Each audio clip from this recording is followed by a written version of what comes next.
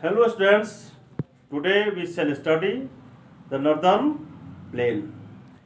The northern plain is very important physical feature of our country.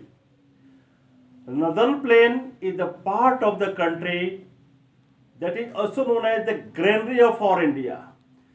This part of the country provides us food grain and is made up of very fertile soil known as alluvial soil. Let us study today how alluvial plain was formed. Now today's class will give us answer how was northern plain formed, what were the important conditions that were responsible in the formation of the northern plain. My dear students, in the previous class we have already discussed that how the Himalayan mountains were formed, how two different tectonic plates collided with each other, resulting the formation of Himalayan mountains. After the formation of Himalayan mountains, many rivers started flowing from the mountains.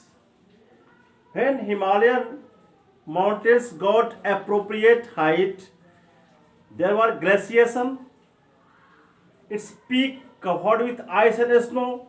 Himalayas जब बन गया तो हिमालय के जो peaks थे ice और snow से covered हो गए और वहां से रिवर स्टार्ट हुए बहना।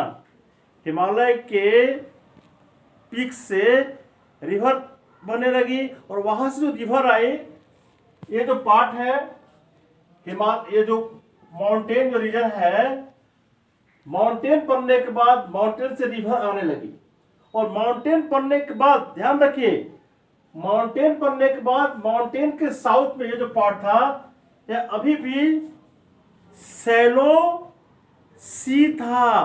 टेथिस सी का बहुत ही छिछला पार्ट, बहुत ही सैलो पार्ट बचा हुआ था। ये सब समुद्री पार्ट था, सी था। यह सी कैसे प्लेन बना यही हमको पढ़ना है। तो यहां जो सी था वहां हिमालय से आने वाले डिफरेंट रिवर्स थी, different river coming from the Himalayas, they brought eroded materials. Himalaya से आने वाले जो नदियां थी ऊपर से इरोडेड मटेरियल थी, इरोडेड मटेरियल को सैंड्स को रॉक्स को काट कर और लाकर समुद्र में सैलो सी में सेटल करने लगा, जमा करने लगा। After the sedimentation of sand that was brought from the Himalayan river, and also some peninsular river जो थी, जितने peninsular rivers थी जैसे चंबल, बेतवा, सोन, Damodar, were some peninsular rivers, तो ये भी मिट्टी लाकर जमा की और अब सैलो जो सी था मिट्टी के भरने से उसका लेवल ऊंचा उठ गया और सी वहां से कंप्लीटली डिसअपियर्ड हो गया। यस, तो जो नर्दर्न प्लेन था उसका निर्माण कैसे हुआ, इसको थ्री पार्ट में बांटते हैं।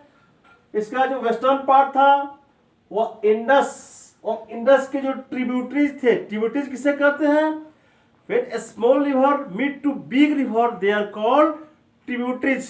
तो जब इंडस रिवर के जो ट्रिब्यूटरीज है सतलुज, चेनाब, ये सब मिली और यहाँ पर इंडस प्लेन का निर्माण किया। This plain is known as Indus plain, इसको इंडस प्लेन कहते हैं।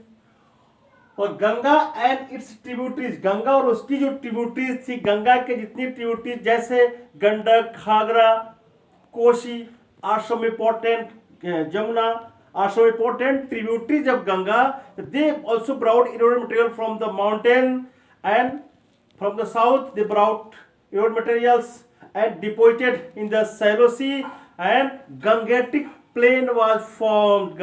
So the Gangetic plain was formed after the deposition of the eroded material brought by from the rivers from both sides, from peninsular part of the country India and from the Himalayan mountains and they deposited in the shallow sea. तो इस तरह यहाँ से यहाँ तक Gangetic plain का निर्माण हुआ, this is called Gangetic plain. और ये जो था Brahmaputra, this is called Brahmaputra river. Brahmaputra और उसके जो दिवांग वगैरह जो उसके जो ट्रिब्यूटरीज हैं उसके द्वारा ईस्टर्न पार्ट ब्रह्मपुत्रा प्लेन का निर्माण हुआ। इस तरह after the formation of Himalaya, Himalaya के बनने के बाद हिमालय से रिवर आई और वहां से इरोड मटेरियल को लाकर जमा की शैलो सी में और नर्दर्न प्लेन का निर्माण हुआ। अब नर्दर्न प्लेन का कई पार्ट में हम बांटते हैं, कई हिस्सा में बांटते हैं हम लोग।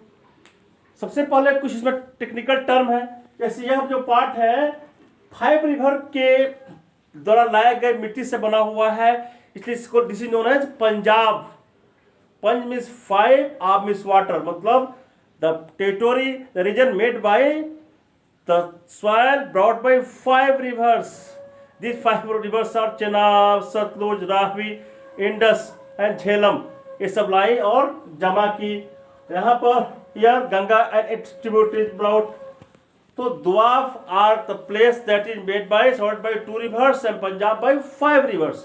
अब now plain is also divided into different part from north to south. Plain जब स्टार्ट होता है, माउंटेन के बाद प्लेन स्टार्ट होता है, लगभग 8 से 16 किलोमीटर का जो एरिया होता है माउंटेन के बाद 8 से 16 किलोमीटर ब्रॉड जो एरिया है उसको कहते हैं दैट इज कॉल्ड भावर। क्या कहते हैं? भावर। What is it's width? About 8 to 16 kilometre. बना कैसे है? This is formed by the Peebles and boulders, बड़े बड़े पत्थर के जमा होने से बना है। सबसे बड़ी इसमें रिमार्केबल बात क्या है कि रिवर्स डिसअपियर इन भावर। जैसे ही भावर में रिवर आती है, हिमालय से रिवर जैसे ही आती है और भावर एरिया में आती है, रिवर गेट डिसअपियर्ड, रिवर गायब हो जाती है, रिवर लुप्त हो जाती है। तो 8 से 16 किलोमीटर तक रिवर कहीं नहीं दिखती है ड्राई सीजन में। और after 16 kilometre it start the region of Terai. पहले हो गया हिमालय के ठीक पहले क्या है? भावर है, जहां रिवर नहीं दिखती है रिवर। और उसके बाद क्या होता है? तराई, एक स्वैम्पी एरिया है, दलदली क्षेत्र है, that is covered by the forest. तो फिर तराई में रिवर आकर रीइमर्ज होती है, रिवर दिखने लगती है और आकर फिर बहने लगती है। उसका बाद स्टार्ट होता है बांगर एंड खादर। न्यू वर्ड्स मिलेगा। बांगर क्या है? ओल्ड एलुवियल सॉइल, रिवर के द्वारा बनाया गया फाइन जो पार्टिकल्स है, पुराना जो है उसको कहते हैं बांगर, और न्यू एलुवियल सॉइल को क्या कहते हैं? खादर। बांगर क्या है? कैल्केरियस रॉक है, इसको कंकर भी कहते हैं। ओल्ड एलुवियल सॉइल है, इसलिए फर्टिलिटी कम होती है खादर से। और खादर क्या है? न्यू एलुवियल सॉइल, नदी के पास, नदी जो हर साल फ्लड लाती है और मिट्टी जमा करती है, that is called khadar. Khadar is very fertile soil, most fertile soil. And bangar is also fertile, but bangar is less fertile than khadar. Bangar is old alluvial soil and Khadar is new alluvial soil. Khadar is more fertile, Bangar is less fertile. So this was about the northern plain. It's very important part. This is known as the granary of our country because it is made by very fertile soil. And some part of more important thing, some part of soil goes narrow corridor goes to even Gujarat. इसका कुछ part Gujarat तक आता है alluvial soil का, northern plain का। और ये northern plain जो है सो का इस तरह निर्माण होता है और इंडिया की इंपॉर्टेंट फिजिकल फीचर के रूप में इसको जाना जाता है। इंडिया की इंपॉर्टेंट फिजिकल फीचर है। Thank you very much.